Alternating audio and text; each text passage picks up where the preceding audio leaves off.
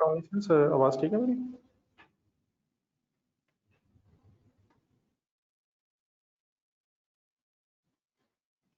जी online student start करें। जी sir, last class का हमारा एंड हुआ था डायरेक्ट कोट और indirect coat. Direct quote means foreign currency is one and local currency अगर वन है तो एग्जांपल्स हो रही थी। आ जाए जरा एंड।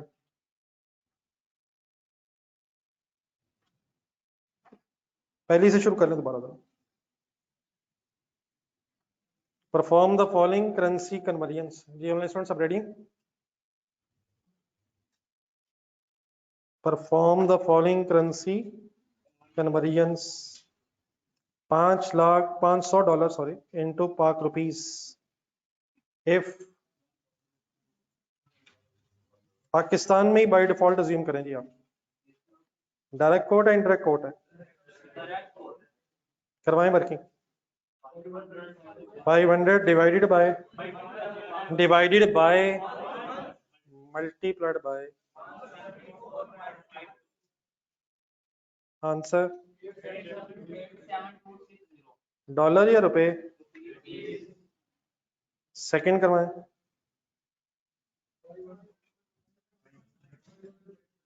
500 डिवाइड बाय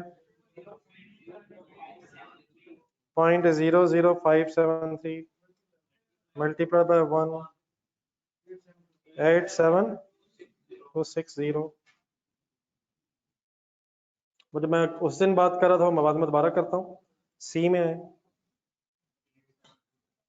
अब आपने 87,260 रुपीज को कन्वर्ट करना है डॉलर्स में। जी डायरेक्ट कोट है या इनडायरेक्ट कोट है? ना करें ना करें ना करें, पाकिस्तान में अज्यूम करेंगे जी बाय डिफॉल्ट। डायरेक्ट कोट है इनडायरेक्ट कोट है? सी की बात कर रहा हूँ, सी की। Divided by 174 point multiplied by any confusion? Answer क्या 500? लास्ट करवाएं। 87,260 डायरेक्ट कोट है इनडायरेक्ट कोट है? Divided by into 573। आंसर तकरीबन 500 है। चारों आंसर्स लिखें। बेस्ट तो ये है कि बोर्ड से देख के लिखने की बजाय दोबारा देख के लिखें, सोच के। Okay sir, division multiplication.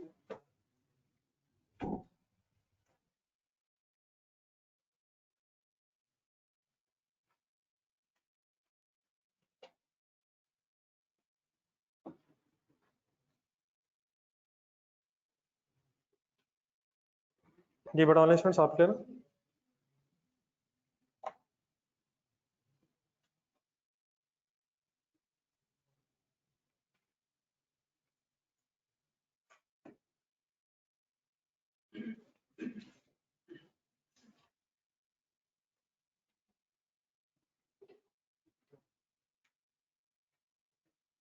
ये छोटी छोटी चीजें सर बाद में काउंट करती हैं। हम शुरू से ही मायूसी से क्लास स्टार्ट करते हैं, आके भी महसूस करते हैं फंस गए, आते हुए भी, वो किताब खोलते हुए भी, एंड सो ऑन। शाम हो जाएगी शायद बताते बताते। और अगर मैं कह दूं कि अल्लाह हाफिज, तो यहाँ एकदम एनर्जी आनी है और दौड़ लग जानी है, पहले मैंने निकलना है। और अगर मैं कहूँ ओपन द बुक, खोलूं ना खोलूं, किताब ढूंढूं ना ढूंढूं, साथ वाले ने ढूंढ ली होगी, नहीं भी होगी तो खैर, बुक का छोड़ पेज नंबर यार। एक मैं बताता हूँ क्या हो गया, एक नई मायूसी। Any confusion in this working? ये डिवीजन मल्टीप्लिकेशन फाइनल है सर। जी ऑनेस्ट आप बेटा क्लियर?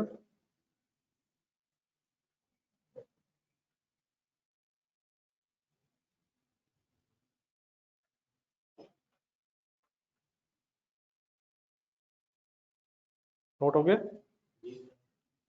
मैंने थोड़ी सी डिस्कशन को कुछ या किसी और तरफ लेके जाना चाहा था।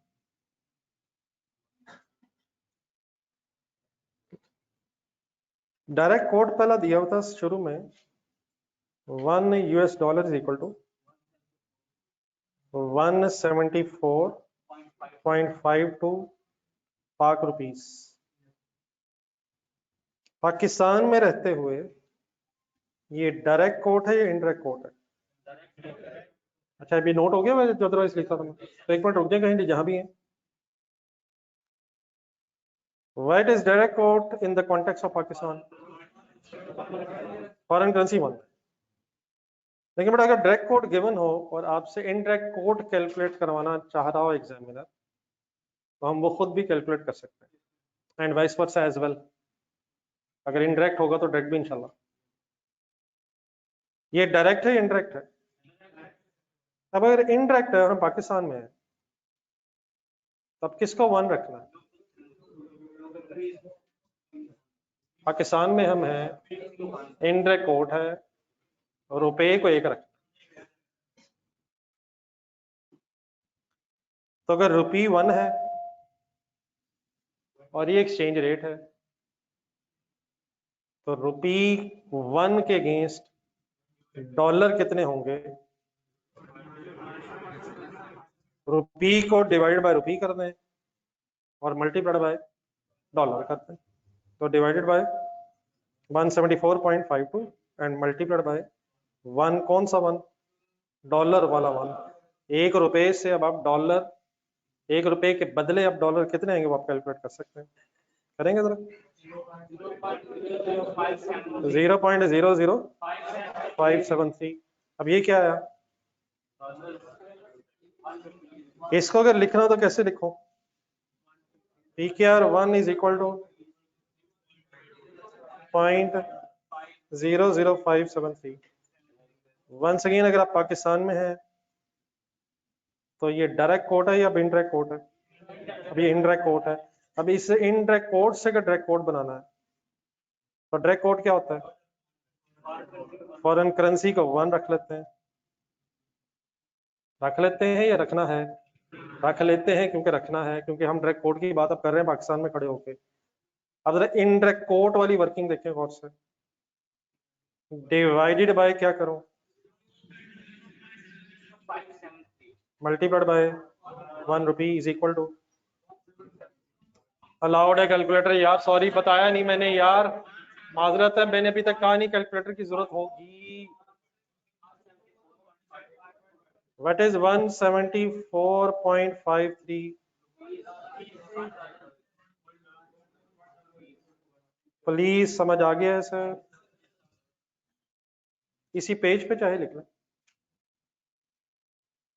शायद जगह थोड़ी सी है। बुक अगर है तो बुक का पेज नंबर कौन सा खोला हुआ है आपने? पेज 45 है, देखिए उसके नीचे भी एक टेबल है, लेकिन दरमियान सेंटर में जगह है, पेज 45।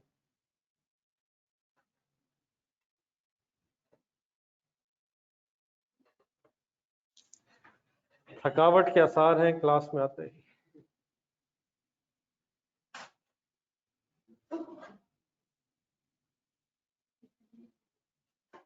इसका मतलब एक छुट्टी से भी बात नहीं बनती।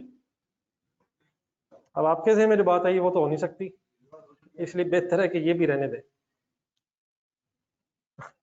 आपके जहन में तो ये है ना कि फिर इसका मतलब हफ्ता छुट्टी पूरा।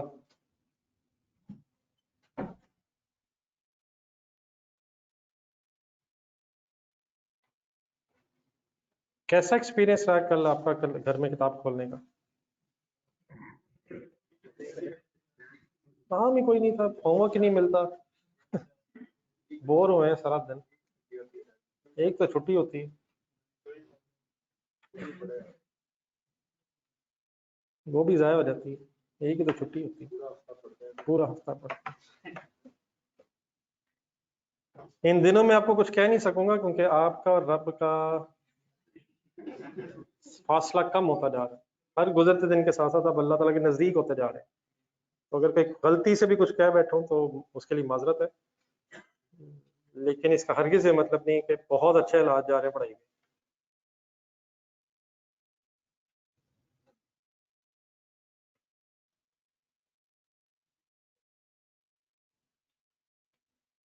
एनी कंफ्यूजन जी, जो प्लीज बात हो रही है, चलिए जरा स्पीड अप हो जाए, आज काम खत्म करना है।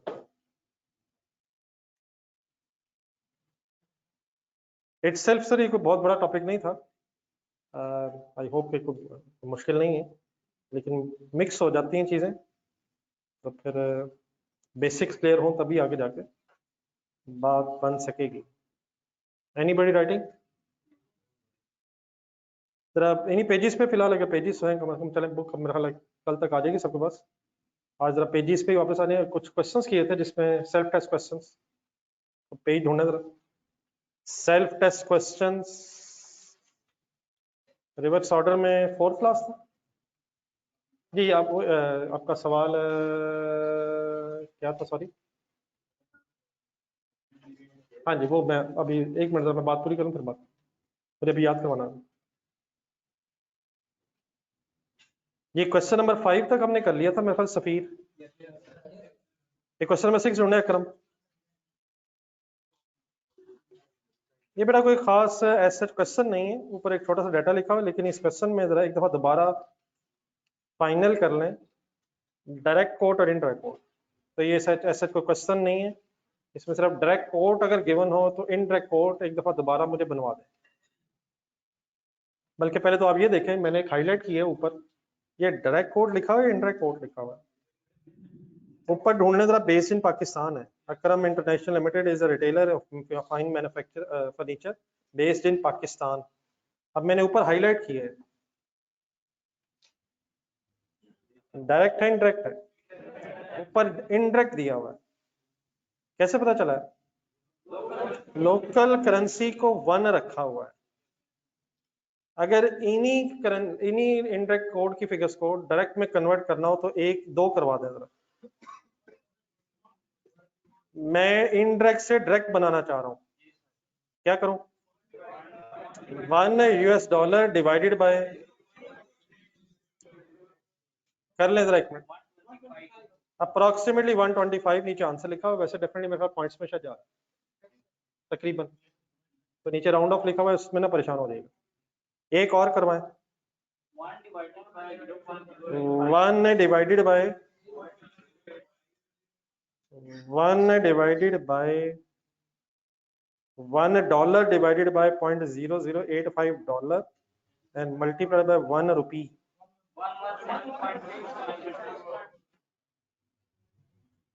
117 पॉइंट। अपने हाथ से ये वर्किंग्स लिखना, एक शायद लिखी हुई, एक कम से कम और लिखना। और मैं अब अज्यूम कर रहा हूँ कि आपको बात ये क्लियर हो गई है।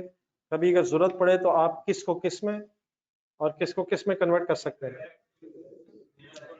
डायरेक्ट को इनडायरेक्ट में और इनडायरेक्ट को डायरेक्ट में जरूरत पड़ने पे कन्वर्ट भी कर सकते हैं। Any confusion finally?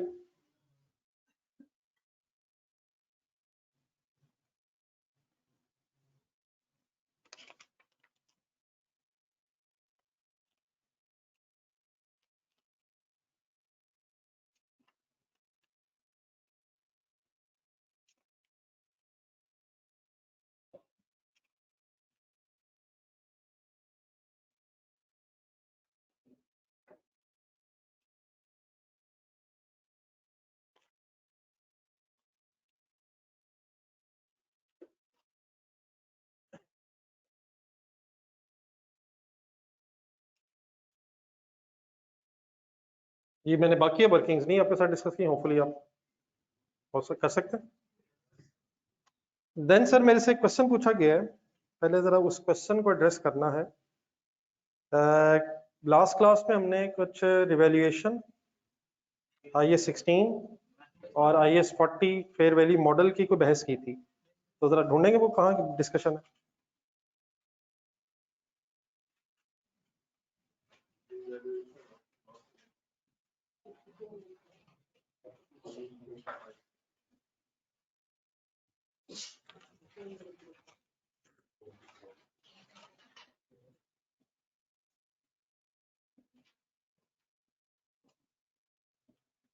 पहले रिवॉल्यूशन की तरफ आ जाए जरा। इसकी कुछ एंट्रीज लिखी हैं आपने?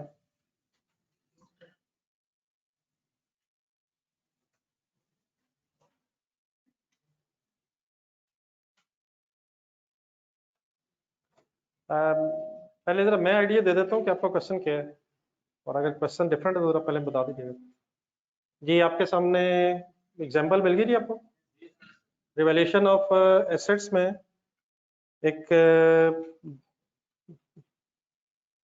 यूएई दिरहम में, शायद बहरीनी दिनार्स में, ये अब अगर एंट्रीज कहीं और लिखी हुई अपने शायद रजिस्टर में लिखी होंगी, जरा एंट्रीज ढूंढनी है, जरा एंट्रीज ढूंढिएगा।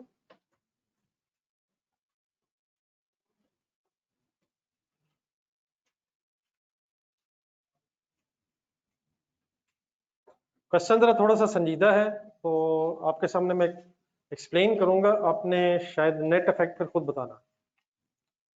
जी रेडी है सारे? ये प्रॉपर्टी कितने की थी? थी 100,000 दिनार्स की। फिर आपने मल्टीप्लाइड बाय 275 किया उस दिन का स्पॉट रेट, तो आपके 27.5 मिलियन की प्रॉपर्टी बन गई। फिर इवैल्यूएशन मेरा ख्याल हुई 1 साल बाद, आई16 की बहस हो रही है, डेप्रिसिएशन चार्ज हुई, कैरिंग अमाउंट बन गई रुपीज में 26.95 मिलियन। रिवैल्यूएशन डेट पे फिर आपने फॉरेन करेंसी उठाई, कितनी? 120, और स्पॉट रेट भी क्लोजिंग लिया, और फेयर वैल्यू हमारे सामने रुपीज में आ गई, हमने डिफरेंस लिया, और डिफरेंस को हमने रिवैल्यूएशन सरप्लस कहा क्योंकि फेयर वैल्यू ज्यादा बन गई। अभी ये तक मैंने कोई नई चीज नहीं की। मेरे से सवाल अब मेरा ख्याल है कि ये पूछा जा रहा है, मेरा ख्याल मैंने इसलिए कहा कि जरा अगर ख्याल गलत है तो पहले वो क्लियर हो जाए। अगर थोड़ा सा डेप्थ में देखा जाए इन फिगर्स को, तो जो ये सरप्लस आ रहा है इसमें सिर्फ रिवैल्यूएशन का इफेक्ट नहीं है, इसमें करेंसी का इफेक्ट भी मौजूद है। पहले रेट 275 था और अब रेट 290 है। इट मीन शायद अगर फेयर वैल्यू 1 लाख भी रहती तो रेट की फ्लक्चुएशन की वजह से भी कोई डिफरेंस आ जाना था। दो चीजें बदली हैं, फेयर वैल्यू में भी चेंज आया है और एक्सचेंज रेट में भी चेंज आया है। हमने सेग्रीगेशन नहीं की, जो आया हमने उसे आई16 के मुताबिक सरप्लस कह दिया, और अगर लॉस आता तो हमने लॉस कह देना था।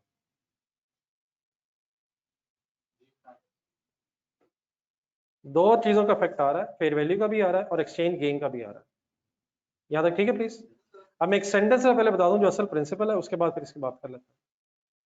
रिवैल्यूएशन के केस में there is no need of segregation, कि फेयर वैल्यू की वजह से कितना डिफरेंस आ रहा है और एक्सचेंज गेन की वजह से कितना डिफरेंस आ रहा है या लॉस की वजह से। स्टैंडर्ड बस सिंपली ये कहता है कि एक्सचेंज गेन लॉस भी वहीं जाएगा, अब ये वर्ड्स गौर से सुनो, जहां सरप्लस या लॉस जाएगा।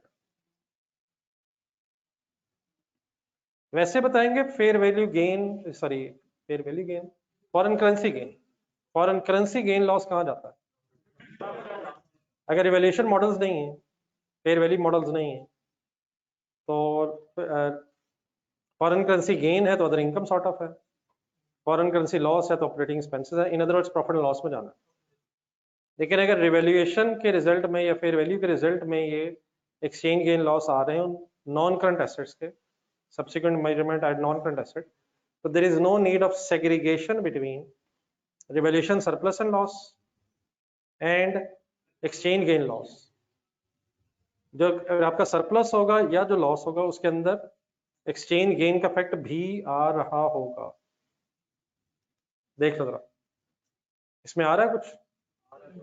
सेग्रीगेशन इसलिए नहीं हमने की है कि not required by the standard है, सिंपली स्टैंडर्ड ये कहता है कि जहां सरप्लस जाएगा वहीं गेन का फैक्ट भी चला जाएगा, एक्सचेंज गेन या लॉस का, और अगर जहां लॉस जाएगा वहां ही फिर इसका भी एक्सचेंज गेन लॉस का फैक्ट भी चला जाएगा। इन अदर वर्ड्स कहाँ जाता है loss? Revaluation loss, revaluation loss profit and loss में, तो उस केस में जो गेन लॉस होगा वो भी उसके साथ प्रॉफिट लॉस में जा रहा होगा। कहाँ जाता है सरप्लस? कहाँ जाता है revaluation surplus? Profit and loss में नहीं जाता है, रिटेन्ड अर्निंग्स के अंदर भी नहीं जाता है, फिलहाल इक्विटी में अलग आता है, बाद में ट्रांसफर होता है। तो अब इसने इक्विटी में जाना और यकीनन इसके अंदर जो गेन लॉस है फिर वो भी इस केस में इक्विटी में ही जाना। By default exchange gain loss profit loss में जाता है, रिवैल्यूएशन लॉस होगा तब भी प्रॉफिट लॉस में जाता है, लेकिन अगर सरप्लस होगा तो there is no need of segregation, फिर इसने इक्विटी में वैसे ही जाना जैसे पहले जाता। आई होप मैं इसको समझा सका हूँ। सिंपली स्पीकिंग जहां क्या है वहां क्या है, जहां रिवैल्यूएशन लॉस है वहां ही फॉरेन करेंसी गेन लॉस भी होगा, और जहां सरप्लस है तो इसका इफेक्ट भी वही होगा। आपने सिंपली क्या करना है, आपने फेयर वैल्यू डिटरमिन करनी है इन लोकल करेंसी और सिंपली अपनी काउंटिंग करनी है बेस्ड ऑन IAS 16। ठीक है, तो यकीनन इसमें दो चीजें हैं, लेकिन अल्हम्दुलिल्लाह कोई सेग्रीगेशन रिक्वायर्ड नहीं है, वरना कर देनी थी हमने। By default gain loss profit and loss में है, लेकिन रिवैल्यूएशन से रिलेटेड अगर भी है तो फिर भी प्रॉफिट एंड लॉस में आ सकता है। अगर क्या आ जाए तो रिवैल्यूएशन लॉस आ जाए, लेकिन चला जाएगा इक्विटी में अगर सरप्लस आया। बाद में फिर इक्विटी से वो ट्रांसफर ऑफ सरप्लस वाली बहस वो सारी एज इट इज है। In other words there is no need of segregation between क्या एंड क्या। चलो बोल दे final effect of revaluation and effect of exchange gain loss. यकीनन मिक्स हो रहा है, लेकिन अल्हम्दुलिल्लाह को सेग्रीगेशन रिक्वायर्ड। ठीक है प्लीज। चलिए सर, जो दो तीन चीजें छोटी छोटी और रह गई थी इसमें बहस में, मैं अभी अज्यूम करूंगा कि आपके सामने नोट्स है सबके सामने, तो मैं उसी की तरतीब में चल रहा हूँ। एक हेडिंग जरा कहीं ढूंढनी है आपने, ये मेरे ख्याल है इसी की डिस्कशन के बाद थोड़ा सा डिटरमिनिंग द ट्रांजैक्शन डेट जरा पेज के एंड पे होगी, ये जहाँ IAS 21 विद IAS 40 खत्म हुआ है, IAS 40 with IAS 21 next page होगा शायद, उसके नीचे कोई डिटरमिनिंग द ट्रांजैक्शन डेट लिखा हो, जरा उस पे आ जाएगा।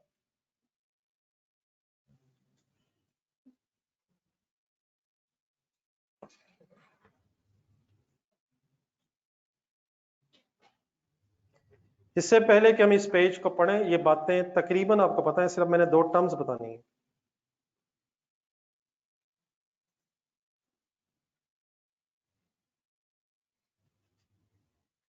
सर ये ऐसे ट्रांसलेट ही नहीं होता सर, मिस्टर अहमद ना करें यार, एसेट ने ट्रांसलेट नहीं होना। अगर पेएबल है तो वो बहस ही नहीं है एसेट से रिलेटेड। पेएबल मॉनेटरी आइटम है, उसने ट्रांसलेट होना ही होना है, वो एक अलग बहस है। प्लीज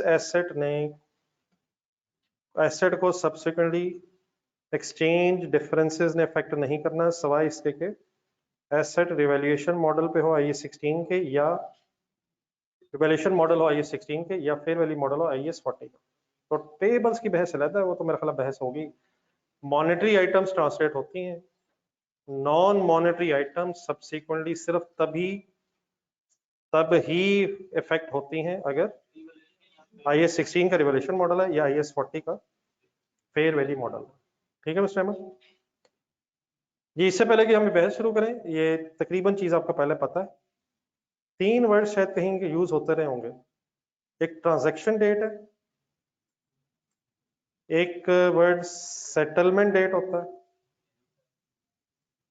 और अगर ट्रांजैक्शन डेट किसी और अकाउंटिंग ईयर में हो और सेटलमेंट डेट किसी और अकाउंटिंग ईयर में हो, तो मॉनेटरी आइटम्स ट्रांसलेट होती हैं ट्रांसलेशन डेट पे। What is the meaning translation date?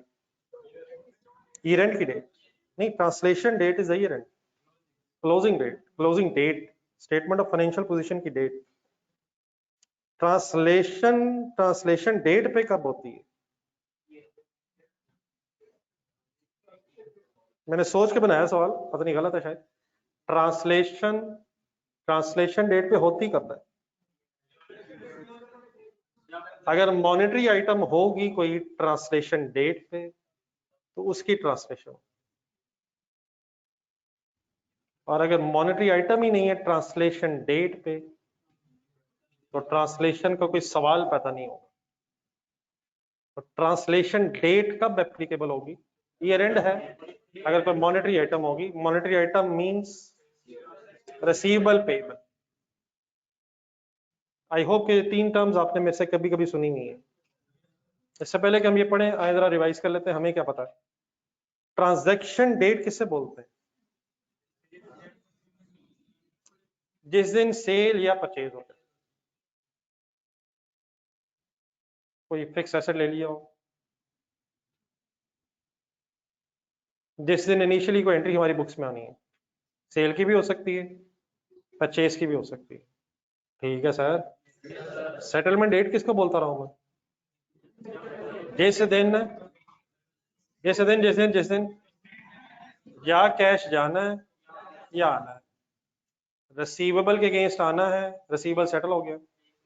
Payable के अगेंस्ट पैसे जाने हैं, पेएबल सेटल हो गया। ट्रांसलेशन डेट आ सकती है एरेंट पे, अगर ट्रांसलेशन डेट आ सकती है एरेंट पे अगर कोई मॉनेटरी आइटम बची हुई है ट्रांजैक्शन की वजह से और सेटलमेंट ना होने की वजह से। तो आई होप कि हम फेमिलियर हैं। हमने जरा फर्दर डिस्कस ये करना है कि ट्रांजैक्शन डेट किसे कहते हैं। इन अदर वर्ड्स, सेल परचेज की दोबारा बहस होने लगी है। आखिर वो कौन सी डेट होगी जिस डेट पे सेल क्रेडिट होनी है, और आखिर वो कौन सी डेट होगी जिस दिन परचेज डेबिट होगी। आप बताएंगे सेल किस दिन क्रेडिट होनी है?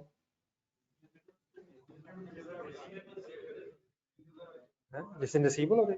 रिसीवेबल किस दिन होगी? जी वंस अगेन वही वर्ड्स है। सेल उस दिन क्रेडिट होगी जिस दिन गुड्स के रिस्क एंड रिवॉर्ड्स ट्रांसफर हो जाएंगे। परचेज किस दिन डेबिट होगी? जिस दिन रिस्क एंड रिवॉर्ड्स हमारे हो जाएंगे। आम सिचुएशन क्या है? बिल्कुल सिंपल सिचुएशन क्या है? जिस दिन चीजें जिस दिन चीजें जिस दिन चीजें डिलीवर और डिस्पैच हुई। लेकिन क्या डिलीवरी और डिस्पैच में डिफरेंस आ सकता है? फिर डिलीवरी पे सेल रिकॉर्ड करें या डिस्पैच पे, फिर एग्रीमेंट डिसाइड होगा। लेकिन अगर ये एक्सपोर्ट इंपोर्ट ट्रांजैक्शंस है तो डिलीवरी डेट शायद पहले, बहुत पहले आएगी, और डिस्पैच डेट सॉरी पहले आएगी, delivery date sorry dispatch date पहले आएगी, डिलीवरी बाद में। तो हमने उसी को डिस्कस करना है जो शायद हमने पहले डिस्कस किया हुआ है डीएनडी वगैरह में। शिपमेंट पे रिस्क एंड रिवॉर्ड्स ट्रांसफर होते हैं या रिसीव होने पे? It depends on the agreement. तो ट्रांजैक्शन डेट को बस हमने थोड़ा सा और फाइनल करना है। आए उसमें कुछ टर्म्स हैं, उन टर्म्स का आइडिया होना चाहिए, एग्जामिनर कभी यूज करे तो आपको परेशानी ना हो। आए बिस्मिल्लाह पढ़े। First thing that must be, अब मैं वर्ड बाय वर्ड आपके साथ चलता हूँ, फिर जहां जरूरत पड़ती है एक्सप्लेन करता हूँ। सबको पता है हम किस जगह पे हैं। The first thing that must be determined in a foreign currency transaction is the transaction date. A general rule for purchase or sale transaction is that the transaction date would be when underlying risk and rewards of ownership transfer from one entity to another. जिस दिन risk and reward seller से buyer को transfer हो जाएंगे उस दिन seller sell record करेगा और बायर, क्या ख्याल है? For regular import-export transactions, establishing the date that risk and rewards are transferred is complicated by the fact that goods sent to or ordered from other countries usually spend a considerable time in transit. Generally जो goods हैं वो by ship आती हैं, और by ship आने से sometime 15-20 दिन, even month में भी गेम चली जाती है। रास्ते में गुड्स काफी अरसा टाइम स्पेंड करती हैं।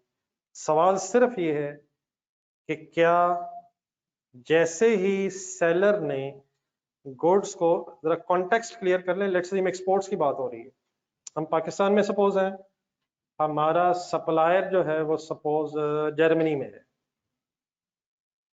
हमने चीजें, बल्कि इंपोर्ट कह लें पहले, चलो हम पाकिस्तान में हैं और जर्मनी से गुड्स पाकिस्तान पहुंच रही हैं। इंपोर्ट की बात करो या एक्सपोर्ट की? अब ये गुड्स फिजिकली कहाँ से कहाँ ट्रेवल होनी है। सवाल ये पैदा होता है कि क्या जो सेलर है जर्मनी में, जिस दिन वो गुड्स को शिप पे लोड कर देगा, क्या उस दिन रिस्क एंड रिवॉर्ड्स ट्रांसफर होंगे, या जब ये गुड्स पाकिस्तान की पोर्ट पे पहुंचेंगी हमारे पास उस दिन रिस्क एंड रिवॉर्ड्स ट्रांसफर होंगे? असल सवाल ये है। तो ये जब भी इस तरह की कोई ट्रांजैक्शन होनी होती है तो सेलर और बायर में फिर एग्रीमेंट होता है। एग्रीमेंट में भी कि risk and rewards will be transferred when the goods are shipped by the seller. Alternatively, risk and rewards will be transferred when the goods are received by the buyer. It depends on the agreement. तो therefore दो तरह के agreements होते हैं। नीचे जरा पढ़ें। Common ways of shipping goods between countries। ये कुछ terms use हो रही हैं, इन terms के अंदर हमने नहीं जाना, इन terms का meaning क्या है वो मैं बताता हूँ। दो तरह के agreements possible हैं इस situation में। या कौन सा agreement या कौन सा agreement? Free on board agreement, उसकी एक एब्रीविएशन FOB, और एक cost insurance and freight agreement है जिसे CIF बोला जाता है शॉर्ट वर्ड्स में। इन एब्रीविएशंस का एग्जैक्ट मीनिंग समझने के लिए नेक्स्ट पेज पर।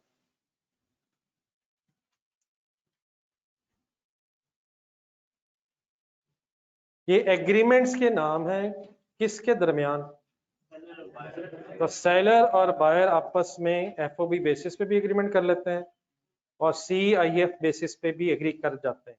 मीनिंग उसका क्या है, जरा नेक्स्ट पेज के स्टार्ट पे आके पढ़े मेरे साथ। If transaction is arranged on free on board mean FOB basis, the situation is,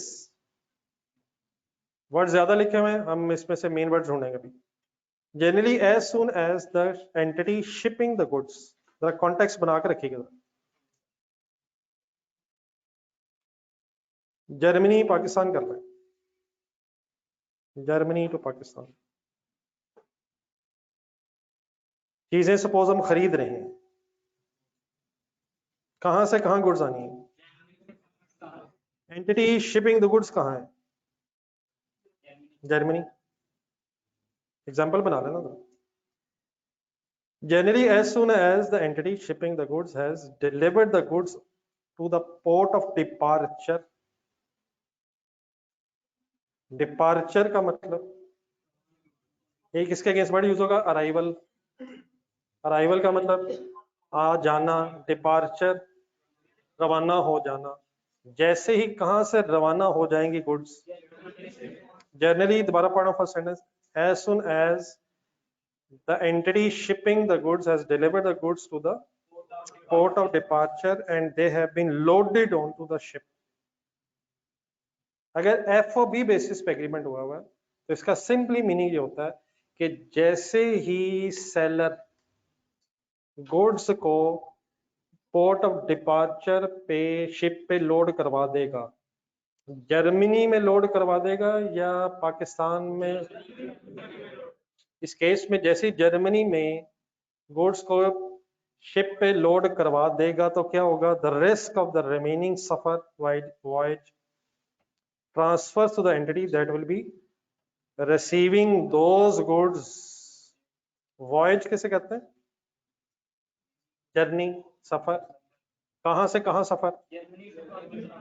and therefore the transaction date will generally be the date the goods are। इस पूरी बहस में कंक्लूजन क्या निकली?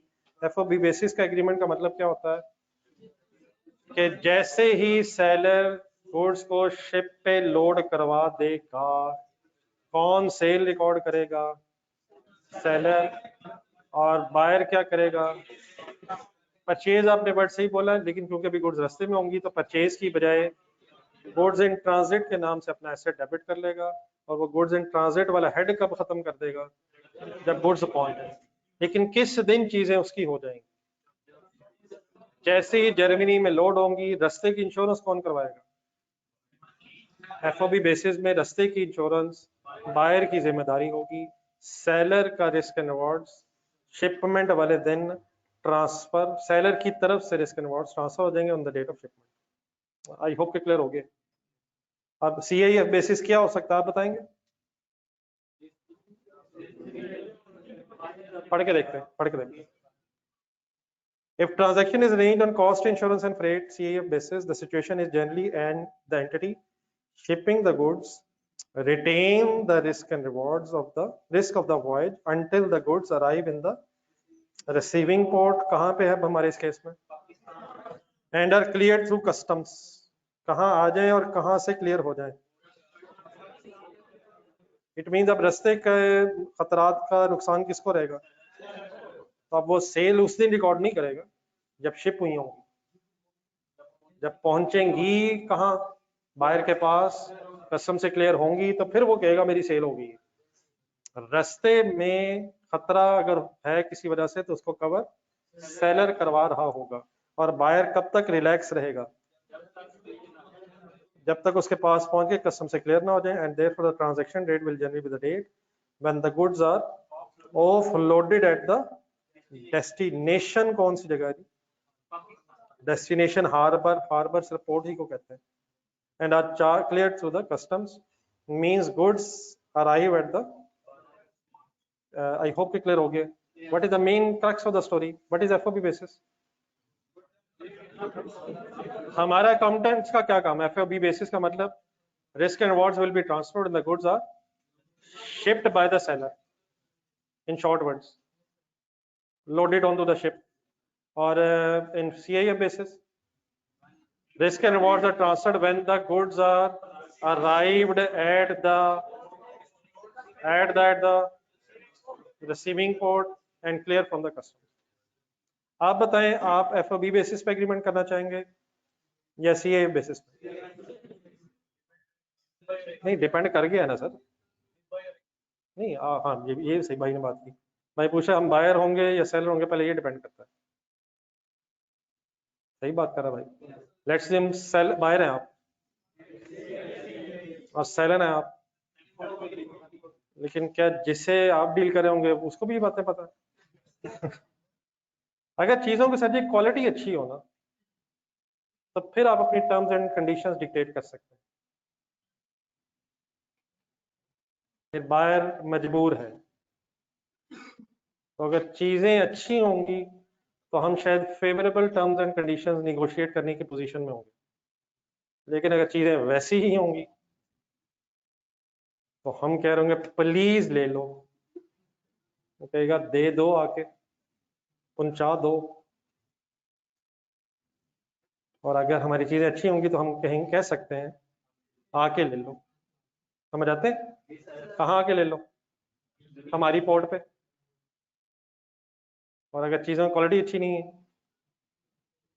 तो उस आके हमारी पोर्ट पे दे दो। ठीक है, तो डिपेंड करेगा, निगोशिएशन होनी है, लेकिन निगोशिएशन करते हुए अपर हैंड किसका होगा? शायद जिसकी क्वालिटी अच्छी है, जो अच्छा निगोशिएट कर रहा होगा, जो टर्म्स एंड कंडीशंस को सही तरह से निगोशिएट करके अपना। लेकिन बहरहाल eight the end of the day अगर क्वालिटी अच्छी नहीं है तो जितना मर्जी आप कोशिश करने तेज बनने की, वो खामोशी से तेज बन जाएगा। अच्छा, फिर मैं आया, मैं दोबारा कॉल करता हूँ। I will answer your mail इंशाल्लाह 2 days, in 2 days। ठीक है सर। बहरहाल व्हाट इज सीएएफ बेसिस जी? शॉर्ट वर्ड्स फाइनल बोल दें ढूंढ के जरा।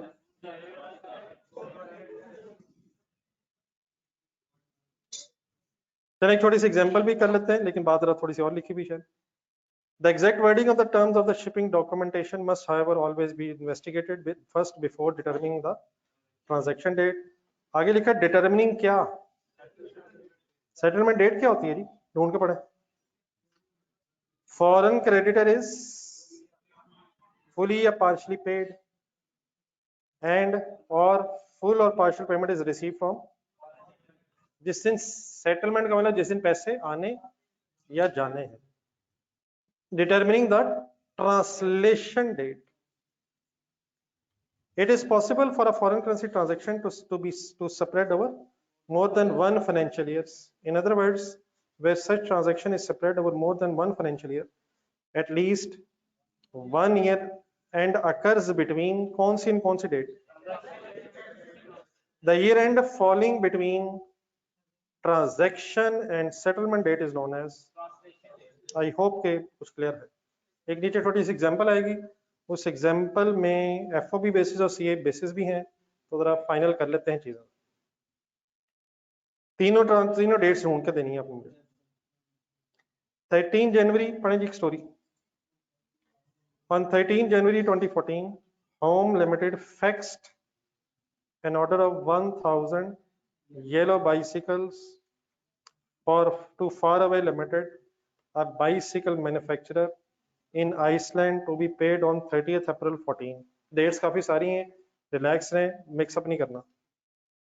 16 जनवरी 2014, Home Limited received a faxed confirmation from Faraway Limited informing them that the order has been accepted. 25th January, Faraway Limited finished production of the required bicycles and packed them for. On 1st February, bicycles were transferred to one of the Iceland's main harbors and were loaded onto the ship. The ship set sail on 4th February.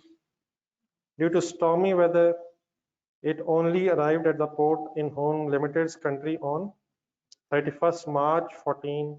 Bicycles were offloaded and released from customs on the same day. On 5th April, bicycles finally arrived in Home Limited's warehouse. Faraway Limited paid on 30th April. Home Limited has 28th February financial year end. Requirement आपसे दो हैं। Number 1, state transaction, translation and settlement date assuming bicycles were shipped, and same requirement है if CIF। 1 minute पहले आपके पास है, dates देखें ऊपर और FOB बेसिस पे डिसाइड करें कि what are the transaction, translation and settlement dates. अपना आंसर बना लें, बताना नहीं, बताइएगा तभी जब मैं पूछूंगा।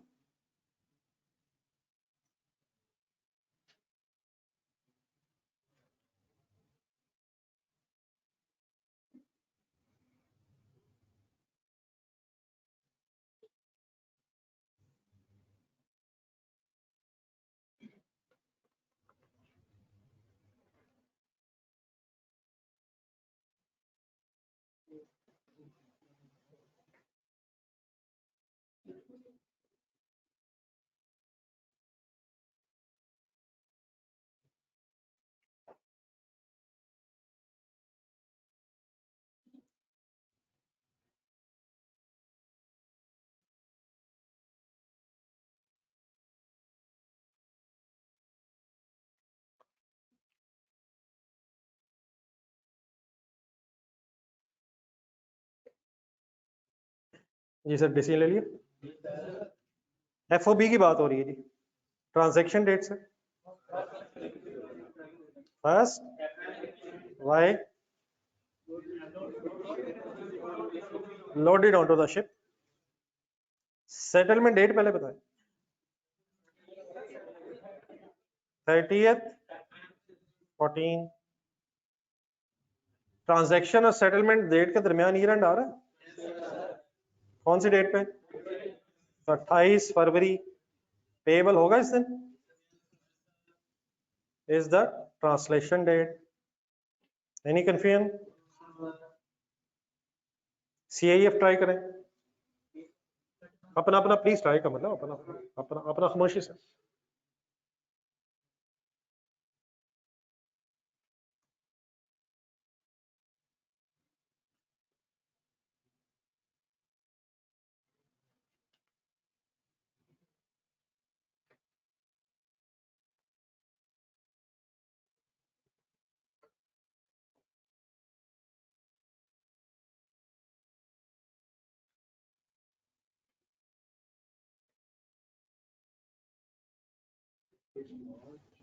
डिसीजन हो गया सर?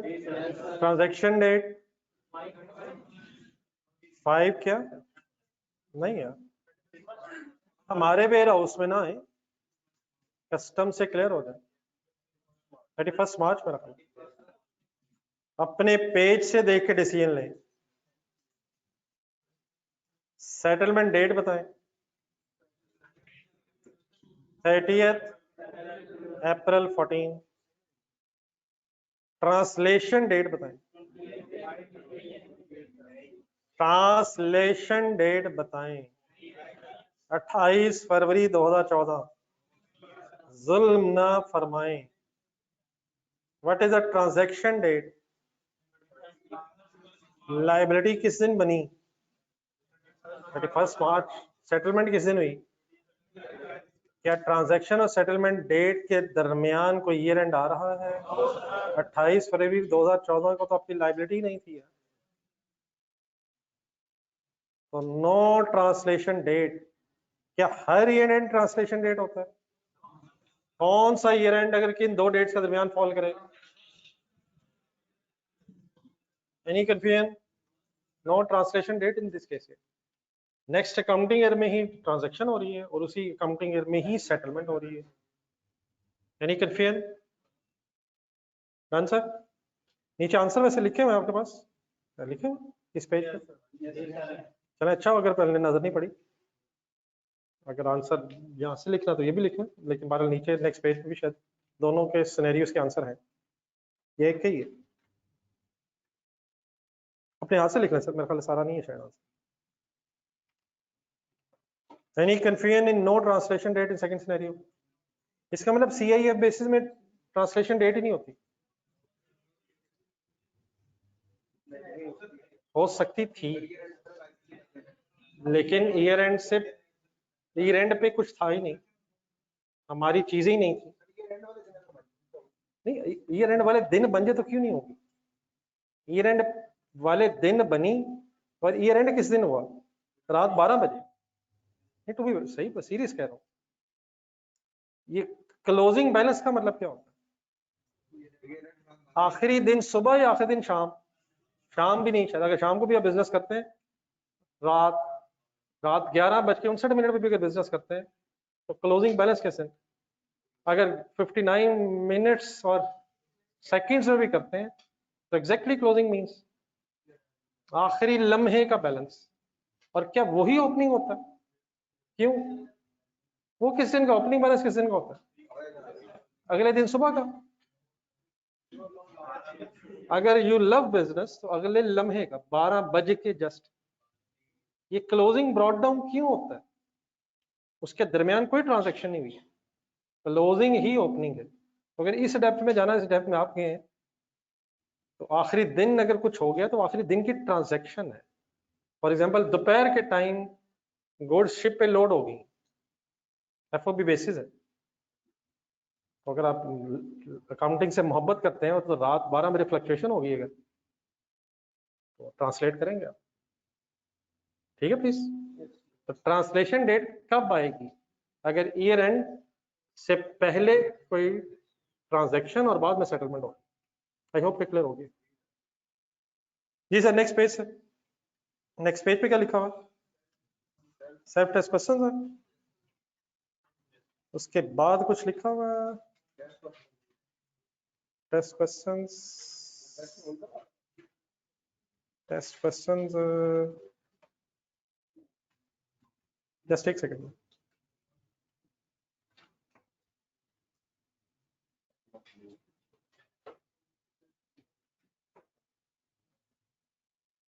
चलिए एक छोटी सी और थ्योरेटिकल डिस्कशन है, लेकिन फिर मेरा ख्याल अभी वो आपके पेजेस पे नहीं है, वो मैं वैसे करता हूँ।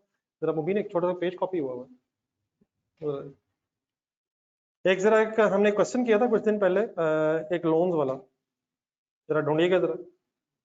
Loans, loans, foreign currency loan, please please foreign currency loan, please foreign currency loan. तो सवाल किया था BS लिमिटेड, लेकिन उसका एक जरा और क्वेश्चन करना है उसी तरह के लोन का। आप इस तरह करें, जरा अपने रजिस्टर में जरा ढूंढ के BS लिमिटेड थोड़ा सा रिवाइज कर लेना। तो पेजेस किधर है? हाँ वो देना है यार, सिर्फ पेज देना है यार।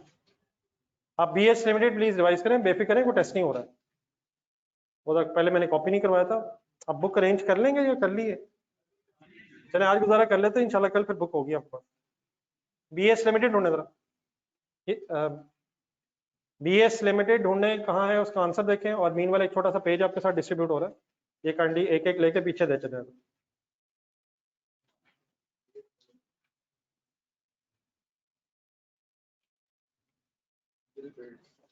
गिल बेट्स वाला।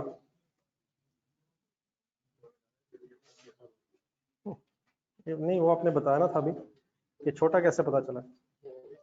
रहने दे इंशाल्लाह अपने पेपरों के बाद से।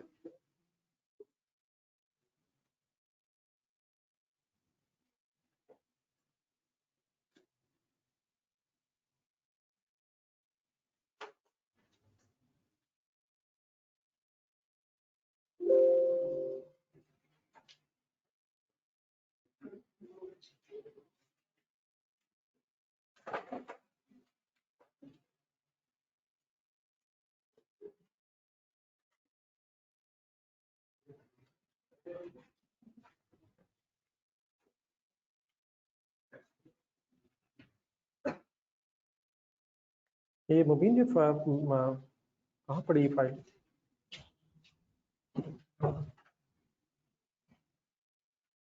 डाउनलोड मैं क्या करूँ?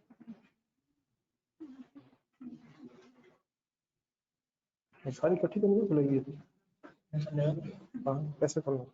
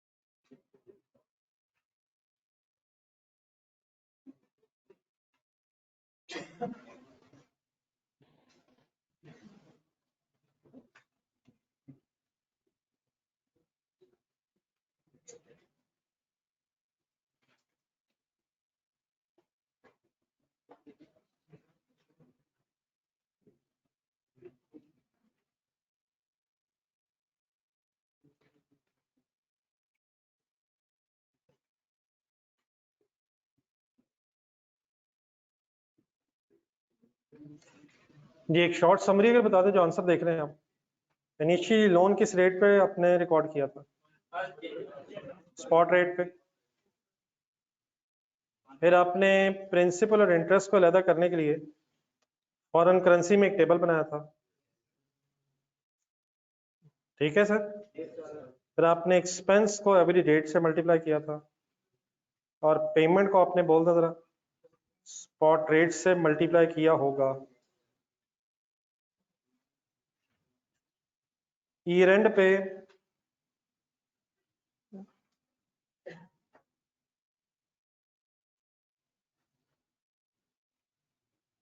देख लेना, ये दूसरा भी इसी नाम से है, दोबारा जरा चेक कर लीजिएगा बाद में।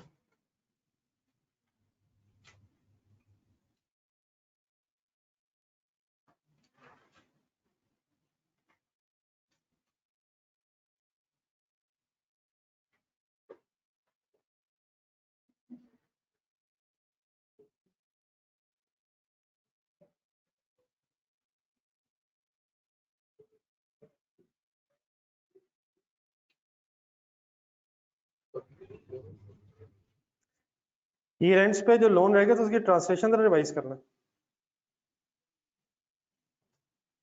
किसको किससे कंपेयर करके डिसीजन लिया था। प्लीज एक नजर देख लें, उसी तरह के क्वेश्चन करना है अपने, और करवा इसलिए रहा हूँ जस्ट टू रिवाइज, जो कॉन्सेप्ट है वो जरा थोड़े से और फ्रेश हो जाए, लोन्स की जरा बहस जरा और कंप्लीट हो जाए। ये पेज सबके पास आ गया हुआ? शुरू करें जी, एक छोटा सा क्वेश्चन है। रेडी जी? जी ऑनलाइन स्टूडेंट्स प्लीज, आपको मैं शेयर कर देता हूँ पेज, वकील साहब मेरे साथ पढ़ लेगा। बुक में है सर, ढूंढ देता हूँ, पेज सबने ले लिया है, जरा दूर है वो, रहने दें। 1 जनवरी 2020। रेडी है सर? रेडी है सर? रेडी है सर? बहुत दूर है, पेज बुक में नहीं बताना मैंने, पेज ले लें, बहुत दूर है, यहाँ नहीं मिलना, एंड में है। इसको बंद कर दें प्लीज बुक को थोड़ी देर के लिए। 1 जनवरी 2020। कोई नहीं, आज बुक नहीं है सबके पास, फिर पेज यूज कर लो। An American bank transferred $1 million to a local company in Pakistan, Bilal Limited, in return from a promise to pay fixed interest of 8% per year for 2 years, bracket पढ़े, due at the end of each year of loan period that is 31 दिसंबर। कब interest देना? हर year end पे। कितने साल का loan है? And a payment of 1 million eight the end of the 2 years period. जो प्रिंसिपल है वो कब पे होना? BL's functional currencies, sorry, at the inception of the loan, 8% is the market rate for similar 2-year fixed interest US dollar denominated loans। 8% market rate of interest है एक ऐसे loan का जिसकी 2 साल टर्म है और वो लोन डॉलर्स में डिनोमिनेटेड है।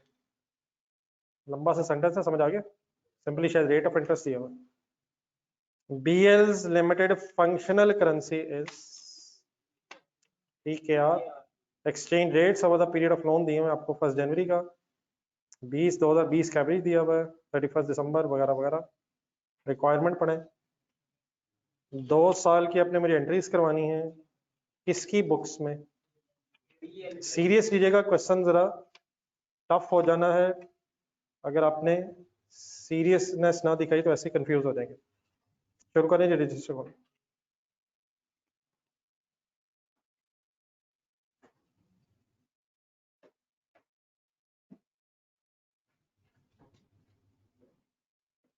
बिजनेस नेम से बिलाल लिमिटेड।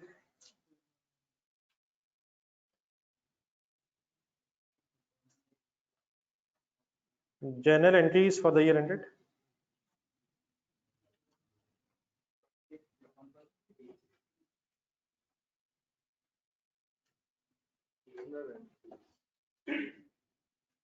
December 2020, 2 साल है, first year to 2020। Date, description, debit, credit.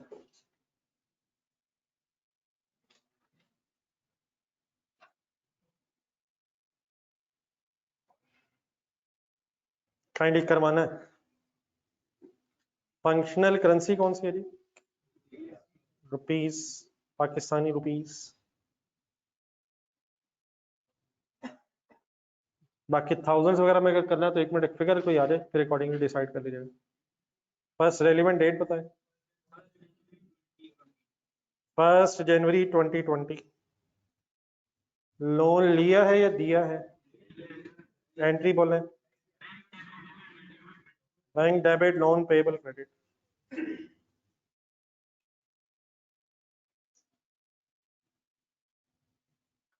Working करवाएं।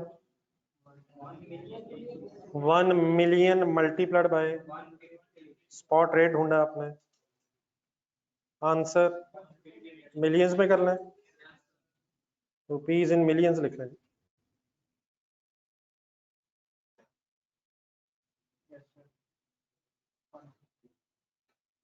150 ही आंसर आ जाएगा सर। Any confusion? सोच के नेक्स्ट रेलिवेंट डेट बताएं।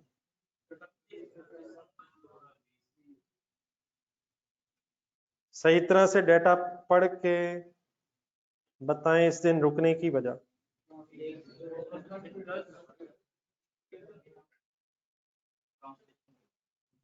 एक एक करके आहिस्ता आहिस्ता।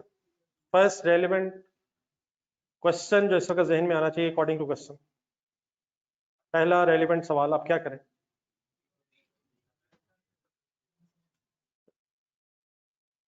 जी सर, क्या करें सर? इंटरेस्ट पे होना है या प्रिंसिपल भी पे होना है? अकॉर्डिंग टू क्वेश्चन सर जी इंटरेस्ट पर एनम देना है और प्रिंसिपल इकट्ठा 2 साल बाद देना है। थोड़ा सा डिफरेंस आ रहा है इस सवाल में और जब पिछला सवाल हुआ था। अगर ढूंढ लें जरा क्वेश्चन, सेकंड पेज था आपके नोट्स में, नहीं क्वेश्चन ढूंढ लें जरा, क्वेश्चन देखें शायद क्वेश्चन से याद आ जाएगा। वहां शायद इंस्टॉलमेंट्स की एक बहस थी और उस इंस्टॉलमेंट के अंदर प्रिंसिपल और इंटरेस्ट दोनों आ रहे थे, तो यकीनन फिर हमने एक टेबल बनाया था ताकि वो प्रिंसिपल इंटरेस्ट अलग अलग हो सके। तो इस केस में शायद ये वाला इशू नहीं है, यहाँ को फाइनेंस चार्ज टेबल की जरूरत नहीं है, हमें सिर्फ इस साल का इंटरेस्ट कैलकुलेट करना है। सोच लें पहले ये डिफरेंस आ रहा है, टेबल क्यों बनाया था और क्यों जरूरत नहीं है। 25,000 रुपए की इंस्टॉलमेंट की डेट थी जिसमें प्रिंसिपल भी था और इंटरेस्ट भी था। इंटरेस्ट हम कैलकुलेट कर रहे थे, रिवाइज कर रहे थे, कैसे किया होगा, बैलेंस से रेट लगा के फिर जो इंस्टॉलमेंट थी बैलेंसिंग प्रिंसिपल निकाल रहे थे। यहाँ शायद ऐसे करने की जरूरत नहीं है, सिर्फ बैलेंस से रेट लगा के इंटरेस्ट आ जाएगा और उसी ने शायद सिर्फ पे होना है फर्स्ट ईयर एंड में। तो there is no need of any table in this case. मसलन फॉर एग्जांपल कैलकुलेटर हाथ में पकड़ा, what was the amount of loan, अच्छा नहीं अब 150 मिलियन मिस्टेक है, इंटरेस्ट हम कैलकुलेट फॉरेन करेंसी में ही करेंगे, बाद में उसे लोकल करेंसी में कन्वर्ट करेंगे।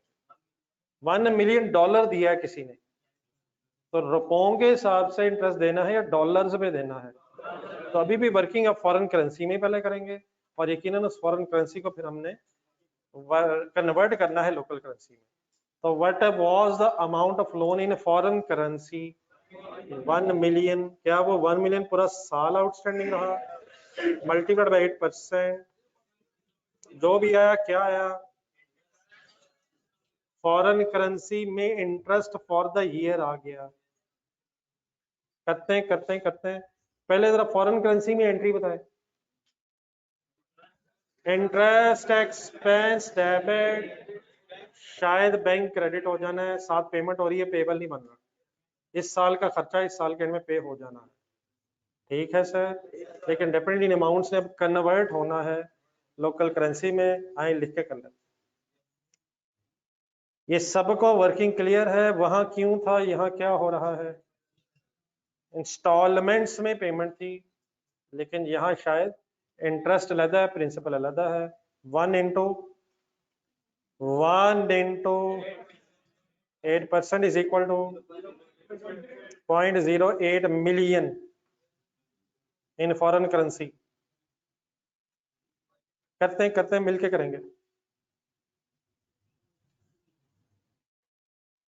अब रेडी है प्लीज, एंट्री सुने जरा। एक्सपेंस डेबिट, अब इसमें फर्क है क्यों है आपने बताना। इंटरेस्ट एक्सपेंस कैसे मालूम करूं, 0.08 million multiplied by spot rate लो एवरी रेट लो, वजह फॉर द ईयर है, पूरे साल का है और पूरे साल का एवरेज दिया हुआ है 150.5। किस साल की बहस हो रही है, 2020 की। इस साल का एवरेज ढूंढ लिया हमने, every rate of the interest, answer 12.04 million rupees हो गए। डबल एंट्री पूरी बोले, पेमेंट साथ ही हो रही है, बैंक क्रेडिट बोले कितने से, क्या सेम अमाउंट से ना, क्या पेमेंट एवरेज रेट पे या स्पॉट रेट पे, प्लीज एवरेज रेट पे या स्पॉट रेट पे, स्पॉट रेट बताएं। आप लिखने की जल्दी करें, हालांकि थोड़ा सा अगर सोच लेते तो बात खत्म हो जानी थी। एक्सपेंस में एवरेज रेट पे क्यों कैलकुलेट कर रहा हूं और मैं पेमेंट स्पॉट रेट पे क्यों कैलकुलेट कर रहा हूं, एक्सपेंस फॉर द ईयर है और पेमेंट एज ऑन हो रही है, why the expense is not equal to the payment, average rate और था और स्पॉट रेट और है, क्या एवरेज रेट के मुकाबले में स्पॉट रेट ज्यादा हो गया है, प्लीज कितने वाला एक्सपेंस कितने में पे हो रहा है,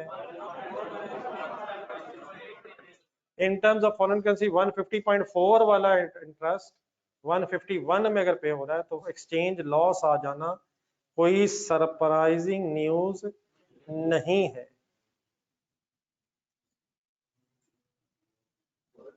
फॉरेक्स गेन या forex loss, any confusion in the entry,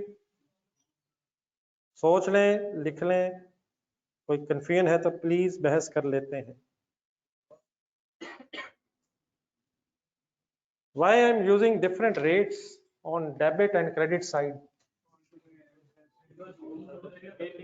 expense किसी दिन का नहीं है, एक टाइम पीरियड का है और वो टाइम पीरियड का रेट 151.5 है, लेकिन पे साथ साथ नहीं हो रहा, पे एंड पे हुआ है, तो एंड का रेट यूज किया है, तो एंड वाला रेट इज डिफरेंट फ्रॉम साथ साथ रेट, therefore we have incurred a loss of 0.404 million on settlement of this expense.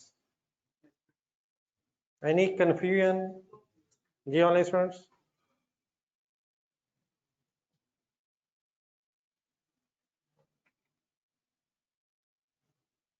Note कर रहे हो, कर लिया होगा तो बता दो, नोट कर लिया है तो सॉरी बता दो। जी dear friends, next date same date लिखने की अब क्या वजह है यार? किसकी ट्रांसलेशन? क्या principal as it is outstanding है? इंडिविजुअली करेंगे? लेट्स ट्राई, बिस्मिल्लाह। सिंपल है वर्किंग कंपैरेटिवली।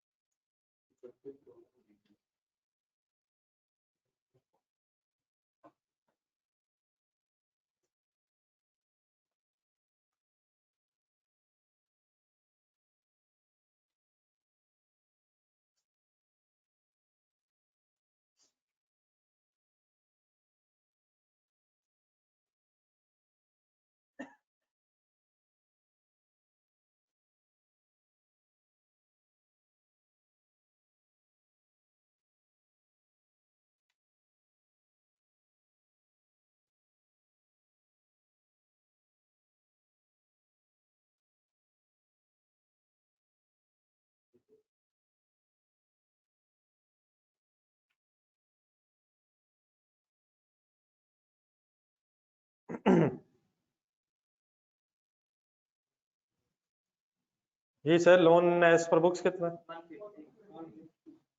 150 सबका पता है। इंटरेस्ट नहीं पेबल, सिर्फ प्रिंसिपल ही पेबल रह गया, इंटरेस्ट पे हो गया, इंटरेस्ट बेस में नहीं है। क्या इंटरेस्ट पेबल भी ट्रांसलेट होना है? क्या वो होता, अगर होता वो भी पेबल है, उसने भी ट्रांसलेट होना था, लेकिन प्रॉब्लम किसकी नहीं रही, सिर्फ किसकी रह गई? प्रिंसिपल 150 मिलियन पे मैयर हुआ था, अभी भी 150 का ही है। कैसे वर्किंग करूं? 1 मिलियन इंटू 151, 151 मिलियन की लाइबिलिटी अब होनी चाहिए। 1 मिलियन लॉस क्यों है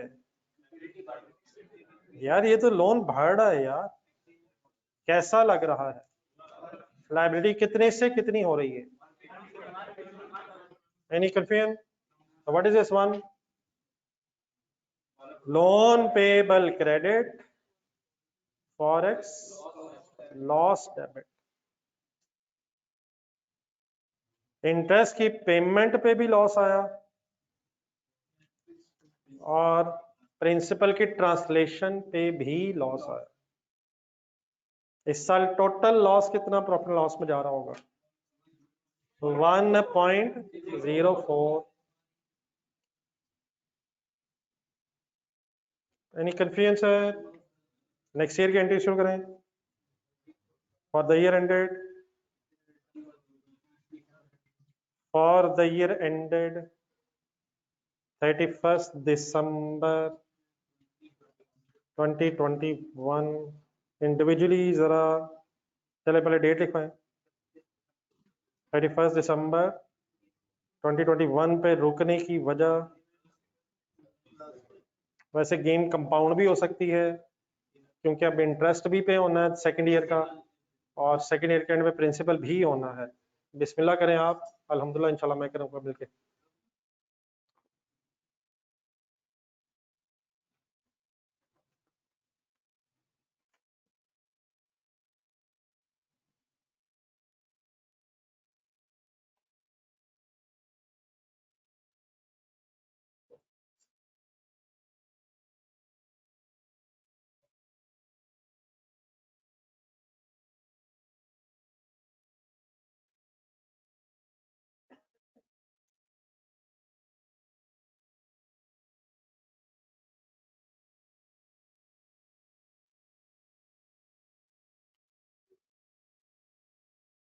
कर लें इंडिविजुअली कर।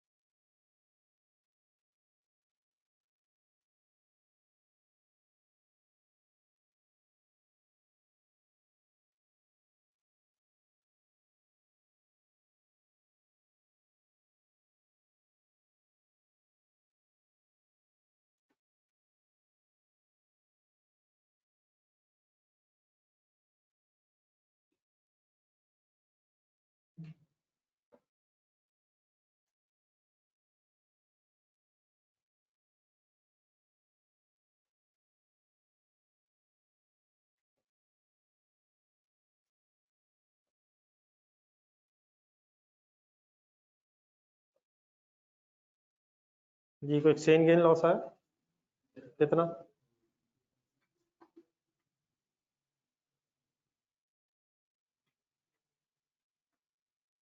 2.56 1.56 बगैर कैलकुलेटर के वर्किंग किए।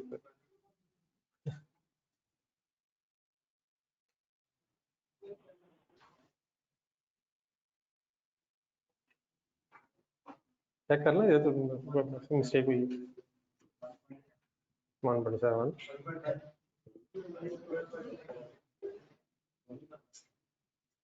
ठीक है।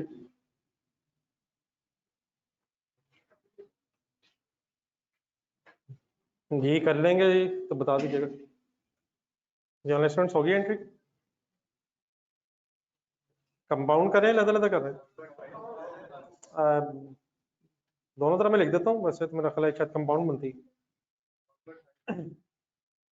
इंटरेस्ट की पेमेंट और लोन रीपेमेंट अलग अलग कर रहे हैं या कंबाइन कर रहे हैं? अलग अलग करें सर।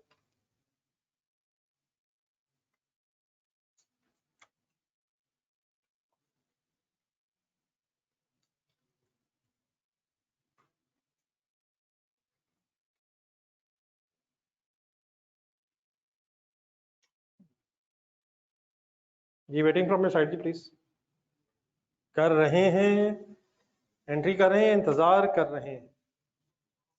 हेड लिखे में इतनी देर होगी, हेड लिखे आगे नजर नहीं आ रही फिगर। बोर्ड स्टक हुआ वैसे।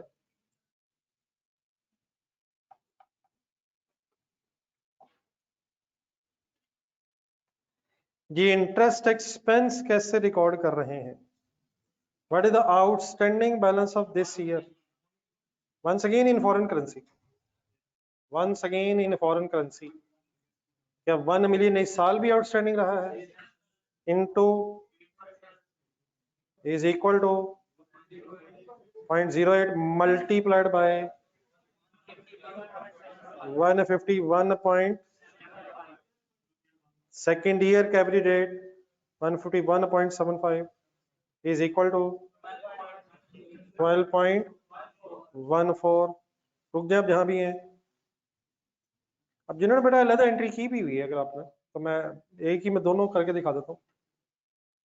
तो आपने 0.08 इंटू 152.5 करके पेमेंट रिकॉर्ड की हो।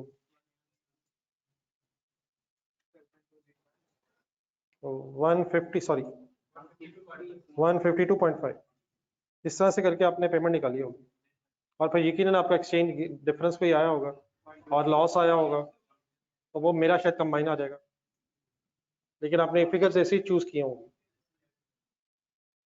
जी अब मेजोरिटी में अज्यूम करो शायद कंपाउंड लिखी हुई है।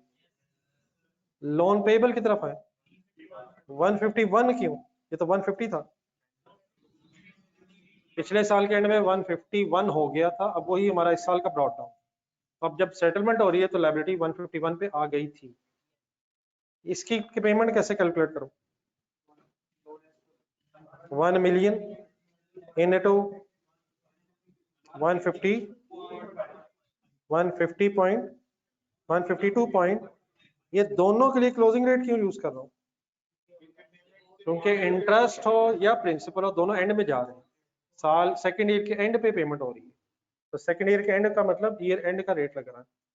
मुझे अगर कंबाइन बता दें 164.7, दोनों को अगर देखना है अलग अलग देखना है तो 151 वाली लाइबिलिटी 152.5 पे सेटल हो रही है, और 12.14 वाली लाइबिलिटी भी शायद ज्यादा पे कुछ सेटल हो रही है। मेरे पास एग्जैक्टली फिगर नहीं याद आ रही, लेकिन दोनों का नेट इफेक्ट आपका मेरा बराबर होना चाहिए। लॉस बन रहा है 1.56। Any confusion? Why it is loss? Because the payment is at a higher rate than the original rates. Every rate भी कम है, और 151 पिछले साल का स्पॉट रेट भी कम था। पेमेंट जब हो रही है तो 152.5 पे जाके हुई है, तो दोनों का जो टोटल गेन है वो 1.56 आ रहा है। यानी कंफ्यूजन जी? ये देख लें एंट्री बैलेंस मेरी। बहरहाल आई होप के कुछ कॉन्सेप्ट रिवाइज हो गए, और शायद एक नई चीज़ थी जिसकी वजह से क्वेश्चन करवाया मैंने। ये कुछ ज़रूरी नहीं है कि हमेशा टेबल बने। टेबल बहरहाल अगर कभी दोबारा जरूरत पड़े तो कब बनेगा?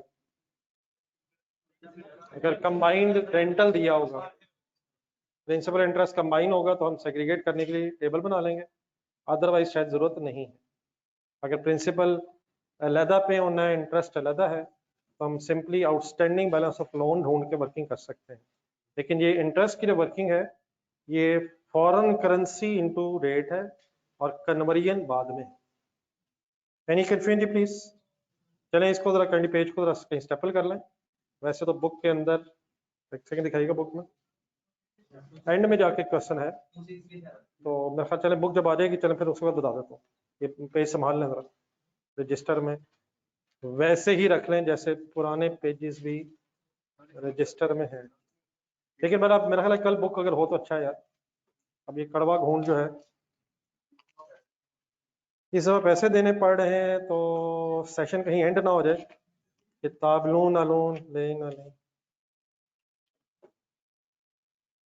जी सर, एक फाइनल डिस्कशन मेरा ख्याल है इस वक्त जो मैं डिस्कस करनी है वो आपके पास पेज पे नहीं है, तो थोड़ा सा लिख के कर लेता हूँ। रजिस्टर का जहाँ पे भी है तो थोड़ी सी जगह क्रिएट करना।